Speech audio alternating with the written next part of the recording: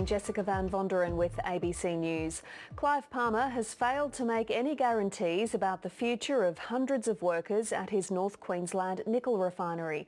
More than 500 staff will be staying home tomorrow after being sacked last week. They're hoping to be rehired by the operation's new managers. But Mr Palmer says it could take at least 2 months to get the operation back up and running. Anna McDonald reports. He came to explain. We've met our side of it. There wasn't anything for us to do. If it was clarity Queensland nickel workers were hoping for, it didn't come from Clive Palmer. The Queensland government needs to decide if it wants to have industry, manufacturing industry in Queensland. It's okay if they don't. I'll invest my funds elsewhere. I'll invest it in other states or overseas. Friday's mass sackings came after a tumultuous few months for the refinery. Another Palmer-owned company, Queensland Nickel Sales, took over the management of the operation a week ago. It's now waiting for state government approvals to be transferred in order to operate.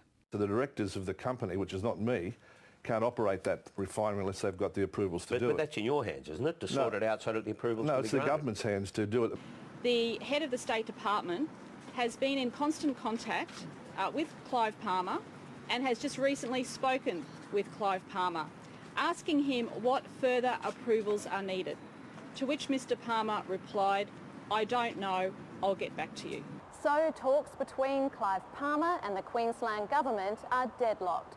But if and when the relevant approvals are granted, Mr Palmer says it'll be some time before there's any work to do at the refinery. It'll take at least 8 weeks to get ore on the ground where the refinery could operate.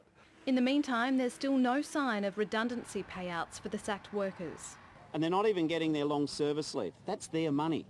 They're not getting their annual leave. That's their money they've earned. If I was a director of that company, I would hang my head in shame and I would never be able to show my face to any employee ever again.